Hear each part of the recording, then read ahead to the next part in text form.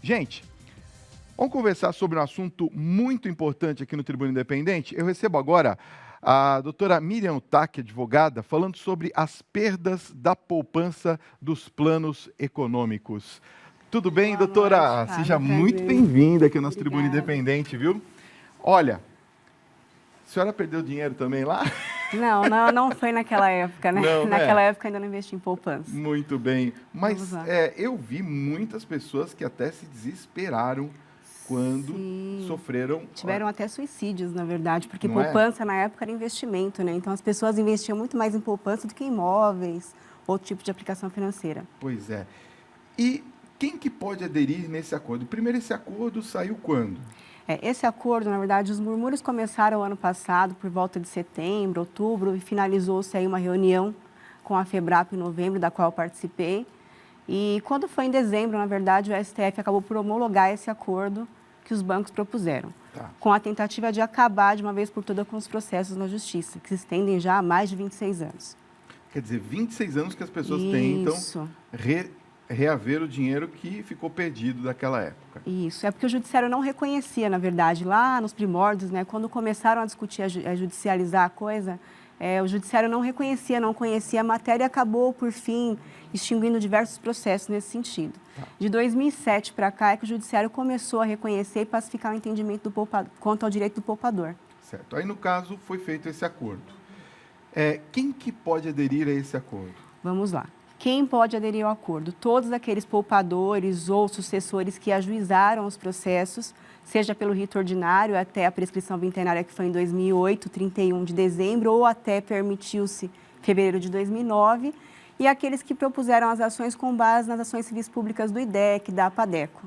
Então, quem está judicializado, quem tem processo na justiça, pode aderir ao acordo. Quem não judicializou, infelizmente, não tem mais o que fazer, porque as ações estão prescritas. Então, não se pode mais discutir. Tem algumas exceções, só que o banco diz que não reconhece esses períodos posteriores. Herdeiros podem aderir a esse acordo? Sim, com certeza. Podem aderir. Precisam se regularizar. Provem. Isso, precisam se regularizar, provando, né, a sucessão de que são herdeiros, para que possam fazer adesão ao acordo. Tá bom. Vamos falar um pouquinho sobre quem ajuizou, por exemplo, uma ação e perdeu lá atrás, se pode entrar nesse acordo ou não? Daqui a pouquinho você responde para mim. Bom, vamos falar um pouquinho, então, daquelas pessoas, doutora, que entraram, de repente, na justiça, como foi o caso, alguns casos que a senhora citou agora aqui para a gente, e agora falam, opa, eu estou vendo esse acordo. Podem entrar no acordo? Se o processo foi extinto, com resolução de mérito, não tem a possibilidade mais. Não pode mais. Teria que ter tentado um recurso na época. Então, aquelas pessoas que já têm o processo resolvido não podem entrar nesse acordo. Não podem se discutir. E quem, por exemplo, ajuizou uma ação e, de repente, não tem ainda uma posição ou que ficou ainda pelo meio do caminho, essa pessoa pode? Sim, se a ação dela está em curso ainda, que não tenha sentença, que ela esteja em andamento, ela pode sim se habilitar na plataforma de acordo. Agora, por que esse acordo precisou ser homologado no STF, doutora? Vamos lá. É porque, na verdade, existem 3 recursos extraordinários pendentes de julgamento no STF que discutem o Plano Verão. Na verdade, são 3 ou 4, não me recordo o número de todos agora. Tá? Mas discutem o Plano Verão, o Plano Collor, 1 e o 2 e o Bresser. Tá? Então, por essa razão, houve a necessidade que o STF se pronunciasse a respeito desses acordos, porque ele ia julgar, logo, em breve, seria julgado os recursos, e o banco, para que não passasse por cima do STF, levou ao crivo dele a análise do acordo, porque ele sabe até mesmo o resultado final desses julgamentos. Entendi. A gente já tem uma expectativa de ganho ao poupador. Tá. Agora, o que o poupador deve fazer para receber esse pagamento? Uma vez que ele já tenha conseguido entrar no acordo, como é que ele recebe? Tá, que você me disse, ele já se habilitou na plataforma, é isso? Isso, Então, o pagamento ele será feito da seguinte forma: em depósito em conta, ou do poupador ou do advogado dele, né? Se o advogado tiver poderes para receber da quitação em nome dele. Agora, no caso de sucessão, o banco ele prevê o pagamento por meio de depósito judicial. Tá? O acordo prevê o depósito no processo para que a parte levante mediante guia de levantamento judicial. Tá, São as duas situações. Isso. No caso dos bancos, os bancos também têm que aderir a esse acordo ou não? Não, na verdade, os bancos já propuseram um acordo. A ideia veio dos bancos, junto com a FEBRABAN e a FEBRAP, que é a Associação dos Poupadores.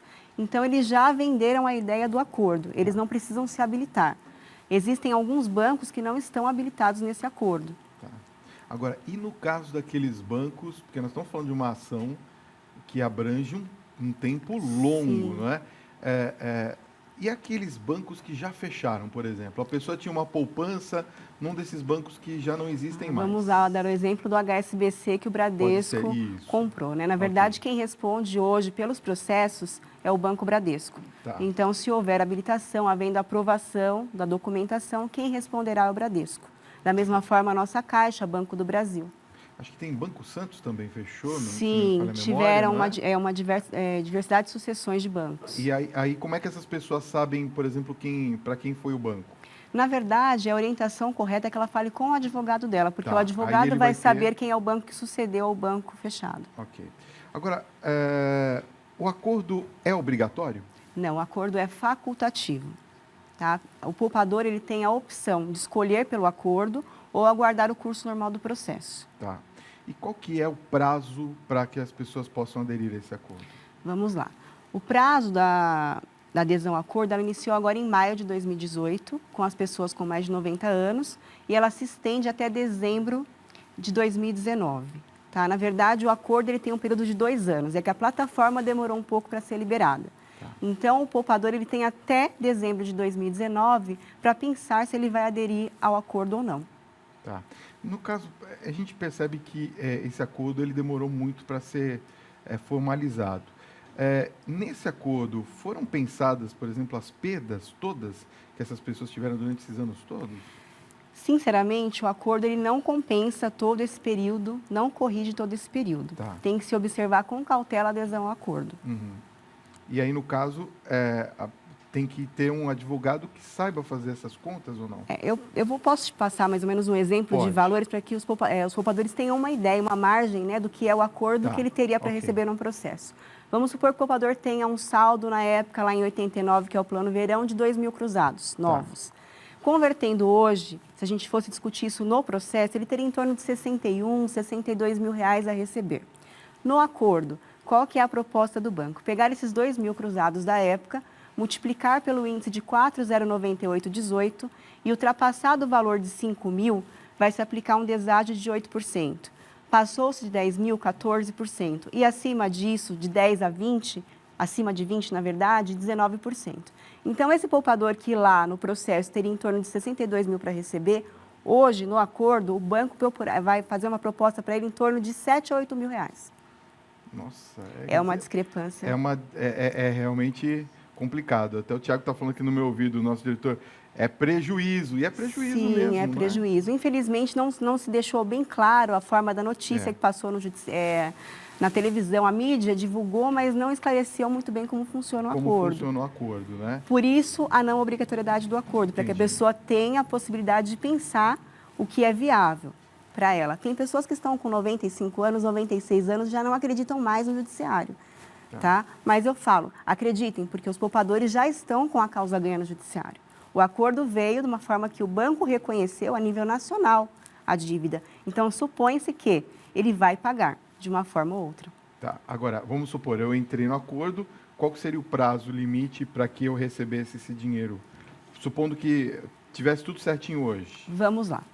O acordo, ele prevê um período de análise. Tá. Nós vamos dar entrada, por exemplo, hoje na adesão ao acordo. O banco terá um prazo de 60 a 120 dias para analisar a documentação e pagar a parcela. Tá. É bastante tempo, não? É bastante tempo e também tem um outro agravante que é o parcelamento do pagamento. O que o pessoal não entendeu. O parcelamento, ele não é mensal.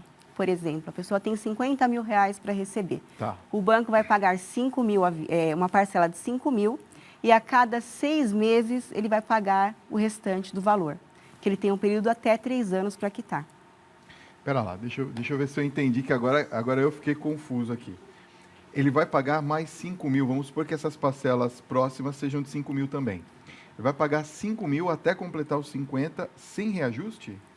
Eles aplicaram um reajuste, tá? Eles entendem um reajuste que não é o reajuste da poupança, não é o índice da poupança. É menor? É menor. Meu Deus do céu. O que acontece? Eles pagariam, por exemplo, hoje 5 mil, daqui 6 meses mais 5, depois de 6 meses mais 5, até completar o prazo máximo de 2 a 3 anos. Dependendo do valor que você tem a receber, as parcelas variam de 3, 6, 3, 4, 6 ou 7. Mas os bancos precisam disso? Não precisam. De tanto, o que acontece? A rejeição ao acordo, ela está sendo bastante, tendo em vista a discrepância de valores. Então, os bancos já começaram até a entrar em contato com alguns poupadores para pagamento à vista. Tá. Então, isso está acontecendo. Agora, são quantos acordos econômicos que estão nesse acordo? O que está no acordo? O Plano Bresser, que é Tá. junho e julho de 87. Certo. Plano Verão, que é janeiro e fevereiro de 89. E o Plano Collor 2. O Plano Collor 1 ele ficou de fora do acordo. O banco não reconhece esse período, que é o período do bloqueio dos 50 mil que ficaram bloqueados. Acho que você se recorda, Sim, Fábio. claro. Eu me recordo do dia, inclusive, que foi Sim, realmente abril de muito, 1990. muito delicado, né? Muito delicado. E então, se ficaram fora esses planos, então, por exemplo, quem foi pego nesse plano ainda não tem solução. Ele vai ser discutido no judiciário. Quando Tá. houver o julgamento do recurso extraordinário, vai se decidir, passando ao entendimento para todo o judiciário brasileiro. Certo. Agora, esse acordo não tem como voltar atrás. Por exemplo, eu resolvi aderir ao acordo hoje. Certo. Não tenho como desistir. Se o banco aprovar a documentação que for encaminhada, eu não tenho como amanhã falar, olha, eu não quero mais, não é benéfico, vamos deixar para lá. Não existe a possibilidade. Por quê? Uma da condição do acordo é a desistência do processo na justiça. Então, as ações estão prescritas, eu não tenho como redistribuí-las. Entendi. Você vê que é uma situação muito delicada. Infelizmente, aqui no Brasil, a gente tem esse problema da burocracia. Sim. A gente não consegue chegar a um consenso, né, mesmo tendo as partes tão desiguais como você está explicando para a gente. Porque eu vejo que 3 anos é muito tempo para se receber um valor, seja ele qual for, não é verdade? Sim, é um tempo, se estende muito pelo valor. Se eles fossem pagar esse valor, por exemplo, 80% do valor que é devido, tudo bem, até a gente entenderia aí um período mais alongado. Mas eles já estão dando um deságio, já estão aplicando, na verdade, um deságio muito grande para se pagar isso em até 3 anos. Se estender por tanto tempo, até mesmo porque existem poupadores com 95, 96. Pois é.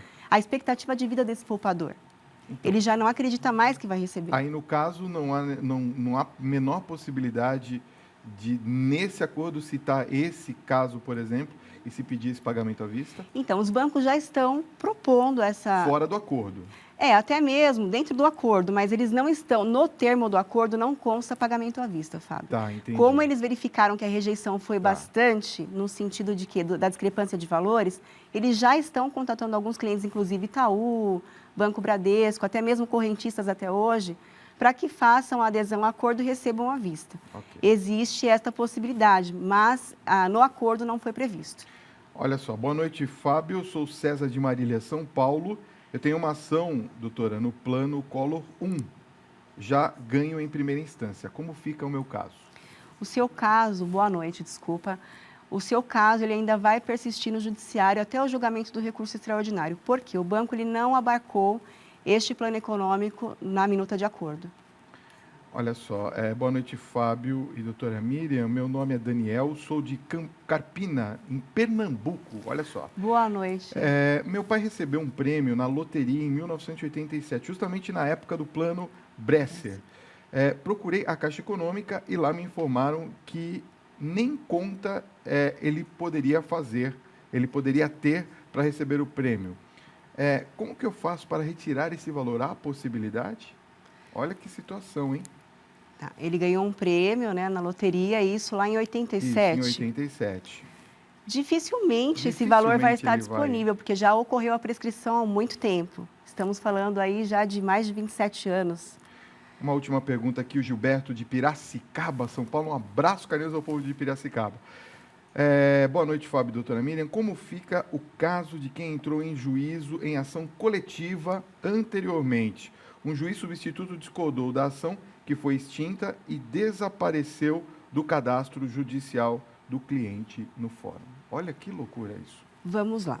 Primeiro eu vou explicar a questão de quem ajuizou o processo com base nas ações civis públicas, que é a tal liquidação de sentença. Essas pessoas, vou dar uma boa notícia aqui para o pessoal de casa. Os bancos estão pagando esses processos ajuizados de 2011, 2012, 13, 14 até 2016. Ah, mas por que esses processos estão sendo pagos e os processos de 2008 não estão sendo pagos? Porque lá em 2008, o processo ainda estava na fase de conhecimento. Esses processos, com base na ação civil pública, já passaram pela fase de conhecimento e foram direto à execução. Entendi. Tá? Então, o que acontece? Já havia sentença, transitado em julgado, e nós estamos apenas executando o crédito. Aquele poupador que entrou em 2007, 2008, ele está com uma sentença, mas houve recurso do banco. Tá. E em 2010, o ministro Dias Toffoli determinou o sobrestamento de todos os processos a nível Brasil. Então, todos os processos que não tinham trânsito em julgado estão suspensos até hoje. E aqueles que tinham trânsito em julgado, que é os casos da ação civil pública, podem dar continuidade tranquilamente ao processo que estão sendo pagos, normalmente pela Justiça. Ok, entendi. Bom, espero que essa situação se resolva da melhor maneira possível, né? Porque hoje já não tem mais muito o que a gente reclamar.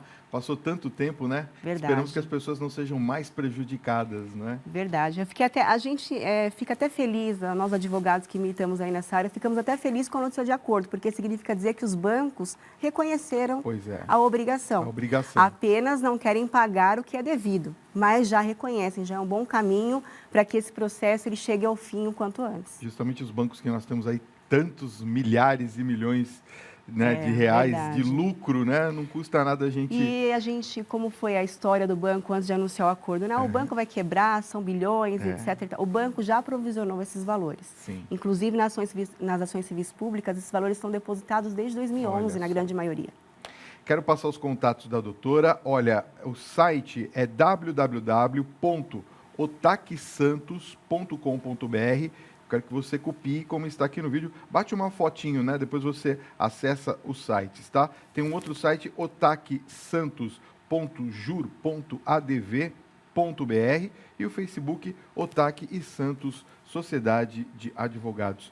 Doutora Miriam, muito obrigado pela sua presença nessa noite. Foi muito esclarecedor. Obrigado por ter vindo, viu? Boa noite.